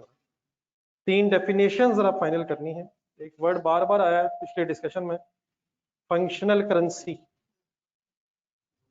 अभी तक आपको फंक्शनल करेंसी के बारे में क्या पता है? असल में 3 डेफिनेशन जरा है, जहां भी हम एक एक लाइन की छोटी छोटी डेफिनेशन है, रिमेनिंग टाइम में जरा डेफिनेशंस डिस्कस कर लेते हैं।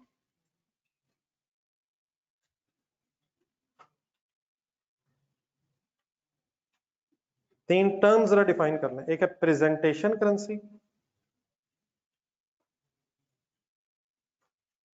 उसके बाद फिर एक वर्ड आएगा फंक्शनल करेंसी, और फिर एक है फॉरेन करेंसी।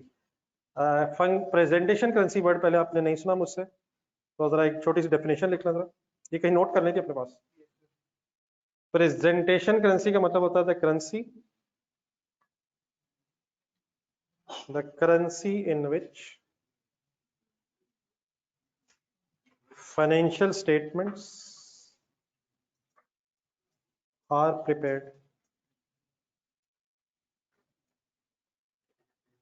जिस करेंसी में फाइनेंशियल स्टेटमेंट्स बनाई जाती हैं वो करेंसी कहलाती है presentation currency.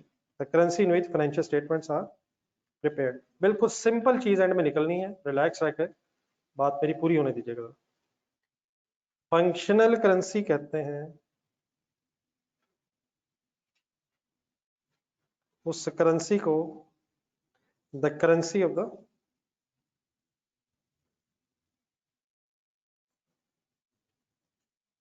currency of primary economic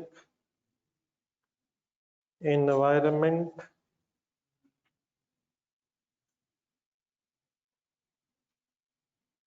in which entity operates.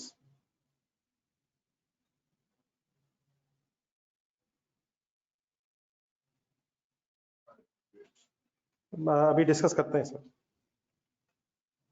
और लास्ट ही एक है फॉरेन करेंसी। फॉरेन करेंसी कहते हैं a currency other than the functional currency, a currency other than the functional currency.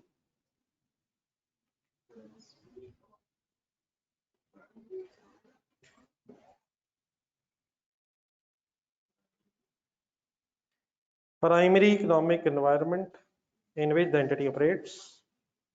A currency other than functional currency is called as foreign currency, and the presentation currency means currency in which financial statements are prepared and presented with other word लिखना है, prepared and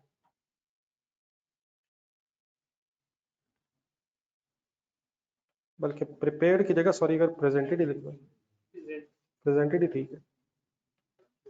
sorry ये जो first definition के and में prepared and presented लिख लें या ज्यादा बेहतरी प्रेजेंटेड ही कर लें।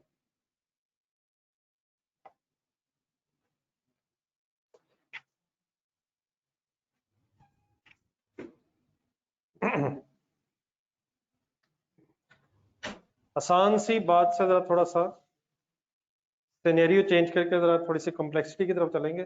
डेफिनेशन सबने लिखनी, डेफिनेशन सर जी सबने लिखनी है सर। सुने जी जरा करेंसीज का क्या मीनिंग है।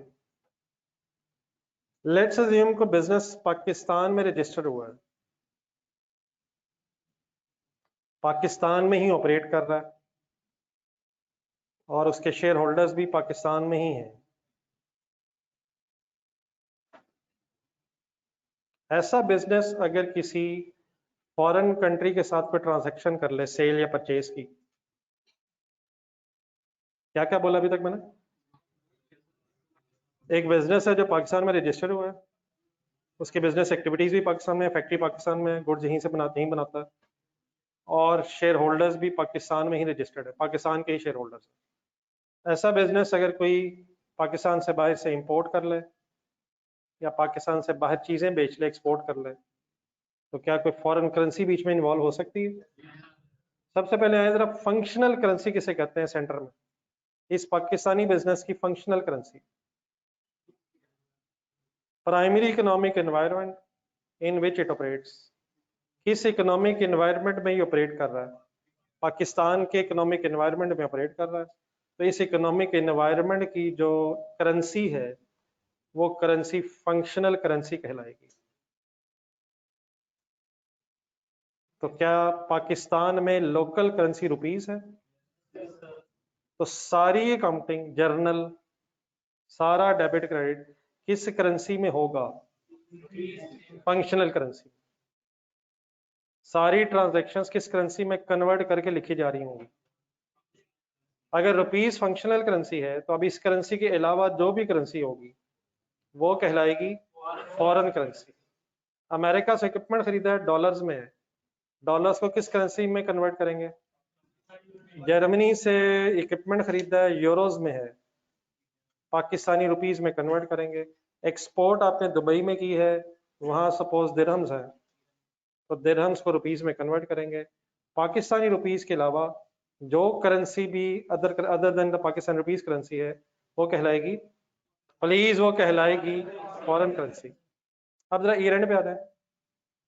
अकाउंटिंग रिकॉर्ड्स हमारे किस करेंसी में बने होंगे? रुपीस में। जर्नल, फिर लेजर्स बना लेंगे, ट्रायल बैलेंस बना लेंगे।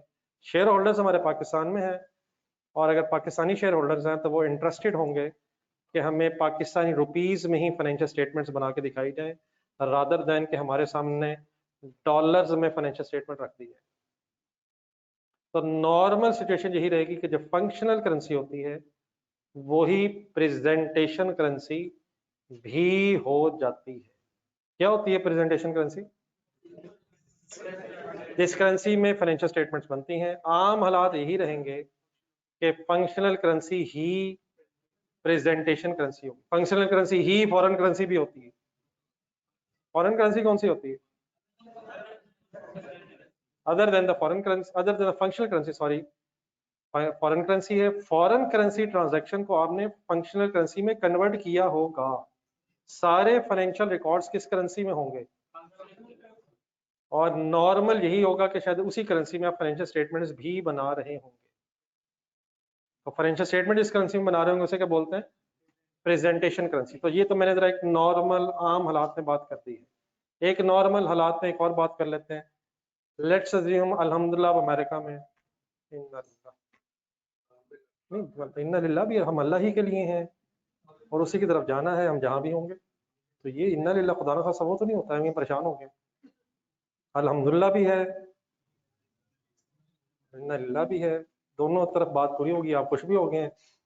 मैंने मैसेज देने की भी कोशिश कर दी है। अमेरिका से,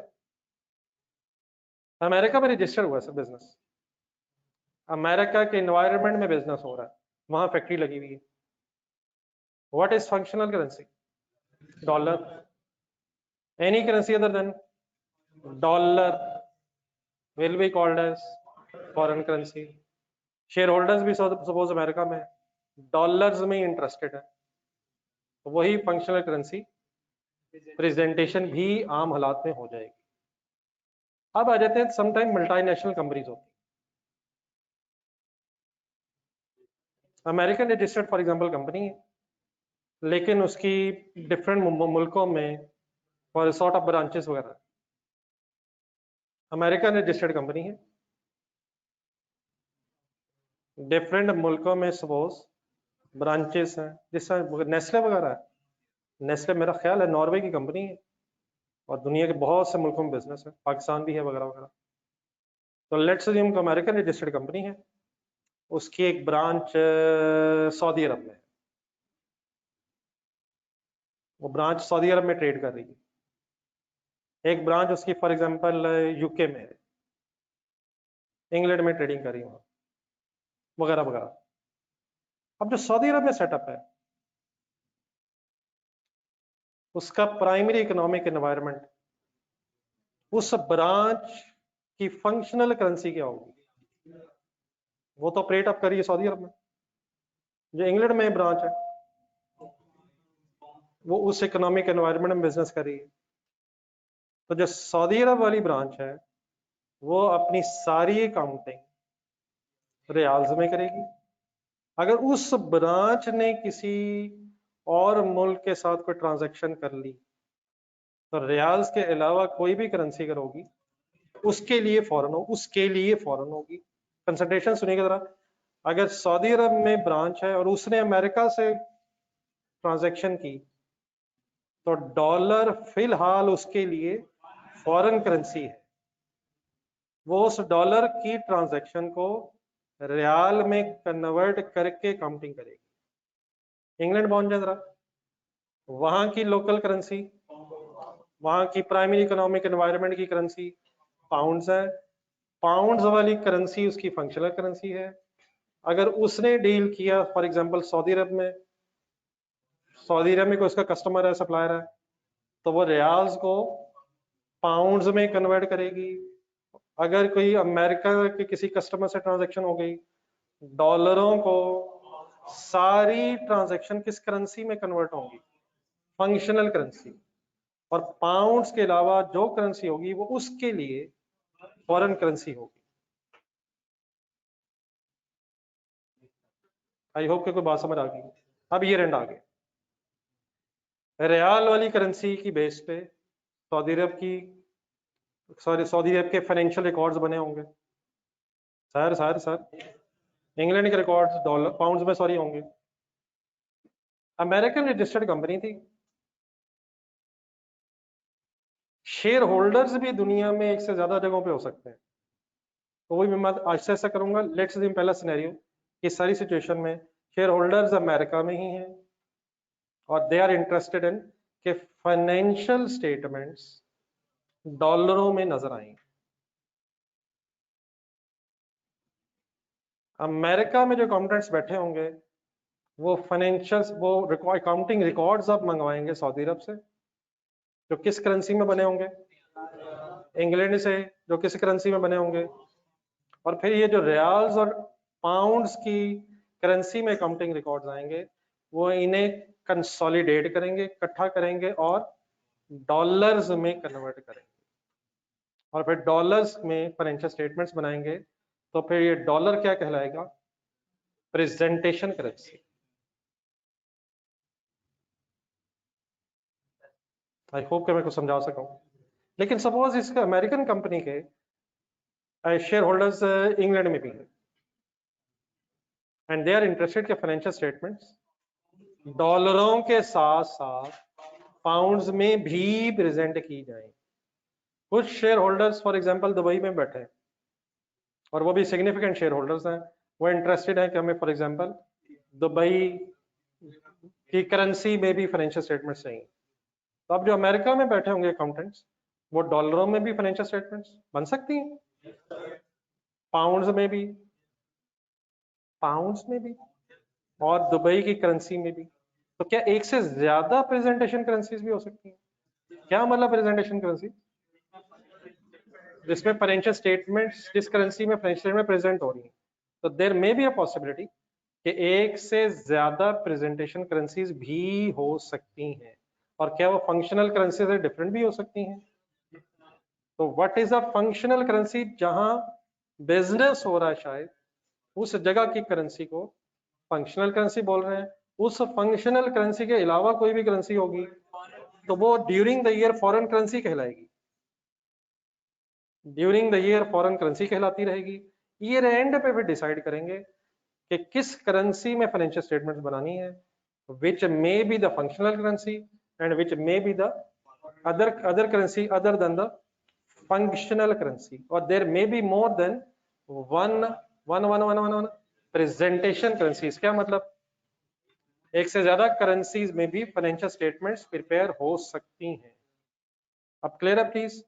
तो एक मैंने वर्ड बोला था कि फिलहाल आप लोकल करेंसी समझ लें। किसे बोला था मैंने? तो मेरा ख्याल है तकरीबन बात बन सकती है। लेकिन अब लोकल करेंसी असल में किसको कहें?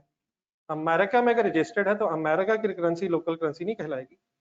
जिस जगह बिजनेस हो रहा है, अगर अमेरिका में ही हो रहा है तो American currency is a functional currency.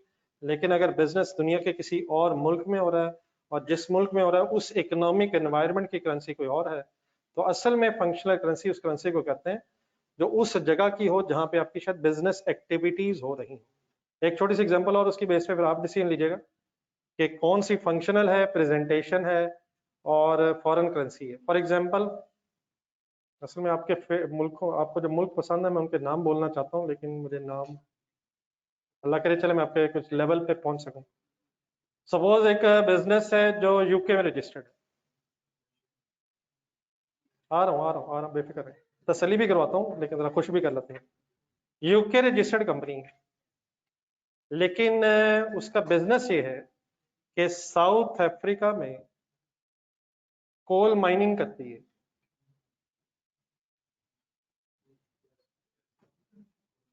और जहां कोल माइनिंग हो रही है साउथ अफ्रीका में, वहां कुछ इक्विपमेंट चाहिए था जो सपोज अमेरिका से परचेज हुआ। यूके रजिस्टर्ड कंपनी है, साउथ अफ्रीका में कोई कोल माइनिंग एक्टिविटी कर रही है। उस कोल माइनिंग के लिए कोई इक्विपमेंट चाहिए था जो अमेरिका से सपोज इंपोर्ट हुआ।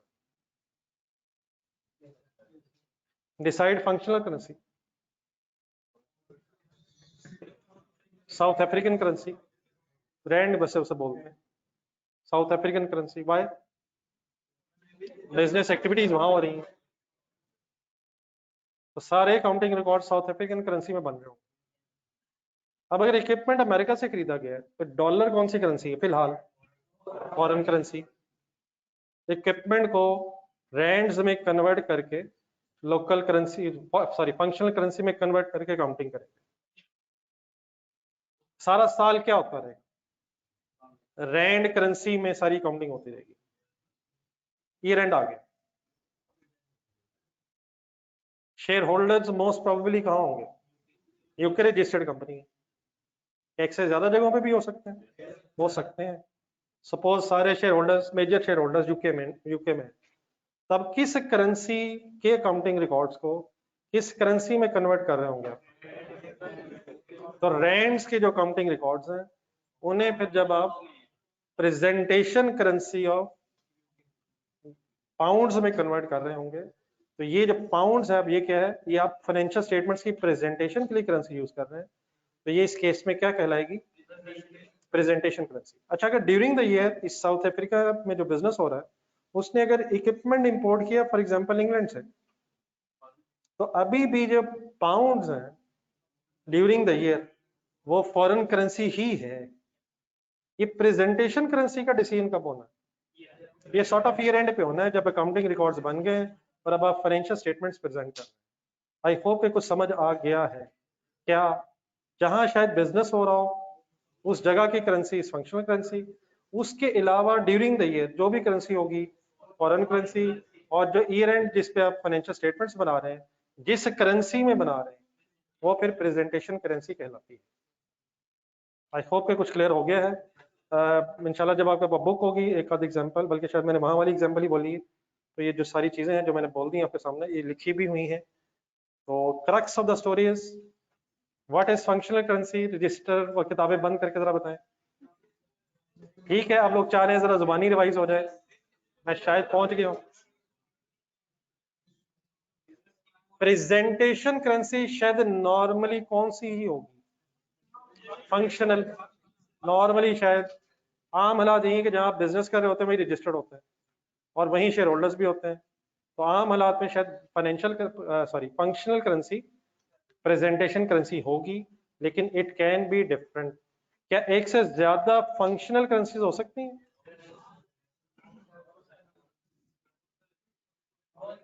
प्लीज, एक से ज्यादा फंक्शनल करेंसीज, एक से ज्यादा बेटा ब्रांचेस हो सकती हैं, लेकिन हर ब्रांच की अपनी अपनी फंक्शनल करेंसी शायद एक ही होगी। नहीं, वो तो डिफरेंट ब्रांचेस की तो अपनी अपनी हुई ना। Functional currency mean primary economic environment. England का जो प्राइमरी इकोनॉमिक एनवायरनमेंट है वो तो इंग्लैंड में ही रहेगा ना। तो एक से ज्यादा ब्रांचेस हो सकती हैं, एक से ज्यादा कम सब्सिडरीज भी हो सकती हैं, लेकिन शायद एक से ज्यादा प्राइमरी इकोनॉमिक एनवायरनमेंट जरा मुश्किल है। क्या एक से ज्यादा फॉरेन करेंसीज हो सकती हैं? फंक्शनल के अलावा जितनी करेंसीज है फॉरेन है। और क्या एक से ज्यादा प्रेजेंटेशन भी हो सकती है? स्टेप वाइज अगर चलें तो सबसे पहले क्या डिसाइड होगा? फंक्शनल। फंक्शनल के अलावा सारी, सेकंड डिसीजन ये होगा एंड ऑफ द ईयर फिर presentation currency can be functional currency और may be different from the functional currency. चलें जी, आई होप कि कुछ बात क्लियर होगी है।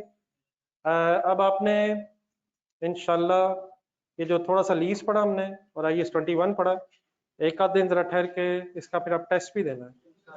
तो इनिशियली जो इसमें मेन छोटे छोटे कॉन्सेप्ट थे वो तो हमने कर लिए हैं, कल हम इंशाल्लाह कोई नई चीज़ डिस्कस करना शुरू कर लेंगे, लेकिन एक दो दिन काइंडली जरा इसकी रिवीजन भी करनी है अपने, ताकि आप एक अच्छा सा टेस्ट देके कुछ चीज़ें यहाँ तक रिफ्रेश कर लें। कल मैं बस उम्मीद रखता हूँ कि कल आपके पास मेजोरिटी के पास तो नहीं करना चाहिए, सबके पास बुक होगी है।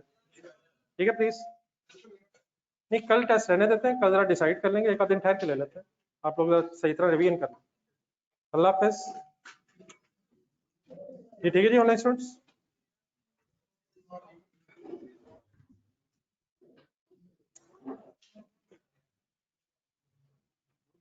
जी अल्लाह हाफिज। बहरहाल जाते हुए देख लीजिएगा टाइम कितना भी रहता है,